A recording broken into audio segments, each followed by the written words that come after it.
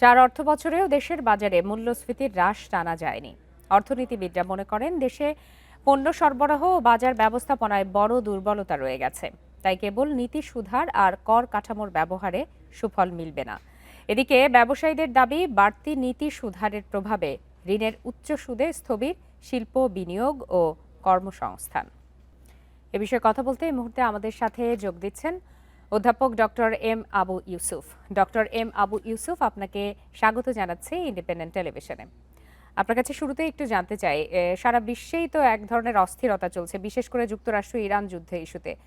সেক্ষেত্রে এই সরকারের হাতে, বাংলাদেশের এই সরকারের হাতে এমন কি আছে যাতে করে মূল্যস্ফীতি কমতে পারে? জি, ধন্যবাদ। আমরা এই বছরের যে বাজেট পাশ হয়েছে, জুলাই 1 তারিখ থেকে যে বাজেটটি কার্যকর হয়েছে, সেখানে কিন্তু মূল্যস্ফীতি আহ, কমানোর জন্য যে সরকার যে টার্গেট করেছে 7.5%, তো সেটি কমানোর জন্য অনেকগুলো এসেনশিয়াল প্রোডাক্টের উপর আহ, আপনার সোর্স ট্যাক্স কিন্তু কমিয়েছে। তো আমরা আশা করেছিলাম তার একটা রিফ্লেকশন বাজারের মধ্যে পড়বে, কিন্তু আসলে বাজারে আমরা দেখলাম যে মনিটারি পলিসি বা ফিসকাল পলিসি, এগুলোর প্রভাব কিন্তু আসলে মূল্যস্ফীতির উপর পড়ে না। নন ইকোনমিক যে ফ্যাক্টরগুলো আছে, যেটি আমরা প্রতিবেদনে দেখলাম, যে একটি পণ্য উৎপাদনকারী যে দাম পায় তার চেয়ে কয়েক গুণ দামে আপনার যারা কনজিউমার আছে, তারা কিন্তু এন্ড প্রোডাক্ট হিসেবে তারা সেখান থেকে কিনছে। তাহলে এটার তিনটা জিনিস আসলে, একটা হচ্ছে মনিটারি পলিসি, ফিসকাল পলিসি, আরেকটা হচ্ছে বাজার ব্যবস্থাপনা।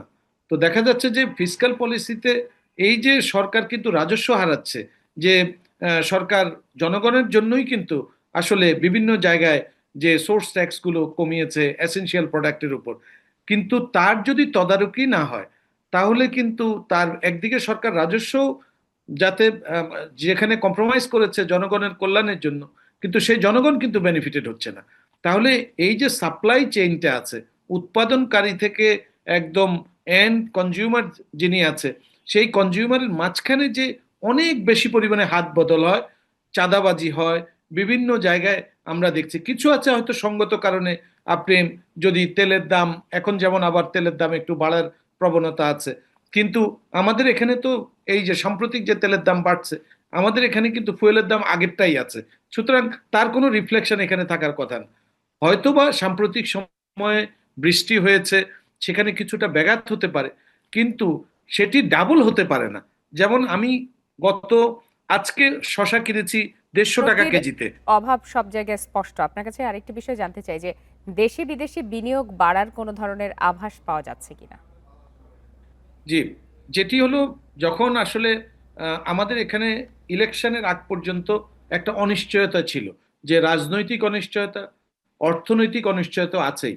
এখন যেহেতু একটা রাজনৈতিক সরকার ক্ষমতার মধ্যে আছে, একটা গণতান্ত্রিক সরকার, তো আমরা আশা করছি যে বিনিয়োগটা বাড়ানোর জন্য অনেক ধরনের উদ্যোগ কিন্তু বাজেটের মধ্যে রিফ্লেকশন আমরা দেখেছি। কিন্তু আসলে মেইন চ্যালেঞ্জটা হচ্ছে এটির বাস্তবায়ন।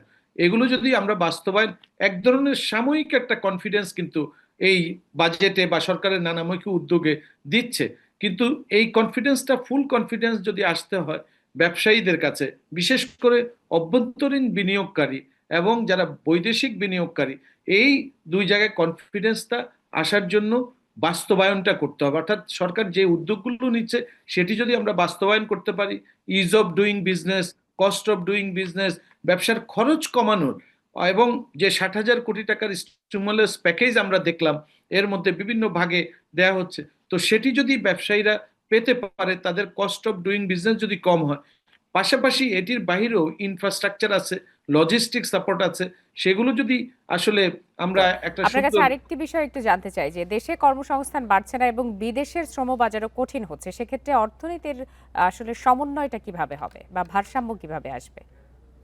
না, যদি আমাদের প্রাইভেট সেক্টর লেড গ্রোথ, অর্থাৎ বিনিয়োগকারীরা যদি বিনিয়োগ বাড়ায়, প্লাস হচ্ছে ফরেন ডিরেক্ট ইনভেস্টমেন্ট আমরা যদি আনতে পারি, তাহলে কর্মসংস্থানের সুযোগ কিন্তু সৃষ্টি হবে। অন্যদিকে ওভারসিজ এমপ্লয়মেন্ট যেটি আছে, আমরা এবার যদি তাদেরকে দক্ষ করে বিভিন্ন মার্কেটগুলো, যদি আমরা পোটেনশিয়াল মার্কেট কোথায় আছে, যেমন মালয়েশিয়ার বাজার, আশা করছি সেই বাজারটি উন্মুক্ত হবে এবং সেখানে যদি যাতে সাশ্রয়ীভাবে যারা রিক্রুটিং এজেন্সি তাদের যে আমরা দেখছি এক ধরনের সিন্ডিকেশন ছিল সেটা থেকে কমিয়ে অন্তত কম খরচে সাশ্রয়ী খরচে সরকার যদি জোর তদারকি করে, তারা যদি মালয়েশিয়ার বাজারে যেতে পারে বা মধ্যপ্রাচ্যের অন্য যে বাজারগুলো আছে সেই বাজারগুলো যেখানে বন্ধ আছে সেই বাজারগুলো যদি আমরা উন্মুক্ত করতে পারি এবং নতুন নতুন বাজার সেখানে কি ধরনের আসলে শ্রমের ডিমান্ড আছে সেটা যদি আমরা ওয়ার্কারদের ডিমান্ড অনুযায়ী আমরা যদি আমাদের ওয়ার্কারদের প্রস্তুত করতে পারি তাহলে কিন্তু কর্মসংস্থানের সুযোগটা হবে। আর আমরা দেখছি যে টেকনিক্যাল ভোকেশনাল এডুকেশন এগুলো তো বলা আছে, প্রায়োরিটির কথা বলা আছে, কিন্তু তার রিফ্লেকশনটা যদি বাস্তবায়ন আমরা দেখতে পাই তাদের স্কিল ডেভেলপমেন্ট থেকে আরম্ভ করে সবকিছু, তাহলে আমাদের যে তরুণ প্রজন্ম আছেন তাদের যে উদ্যোক্তা সৃষ্টি পাশাপাশি প্রাইভেট সেক্টর বিনিয়োগের মাধ্যমে কর্মসংস্থান সৃষ্টি এগুলো যদি আমরা করতে পারি ইনক্লুডিং ওভারসিজ যে মার্কেট আছে সেটি করতে পারলে কর্মসংস্থানের সুযোগ জি, সৃষ্টি হবে। ডক্টর এম আবু ইউসুফ, আপনাকে অনেক ধন্যবাদ আমাদেরকে সময় দেওয়ার জন্য।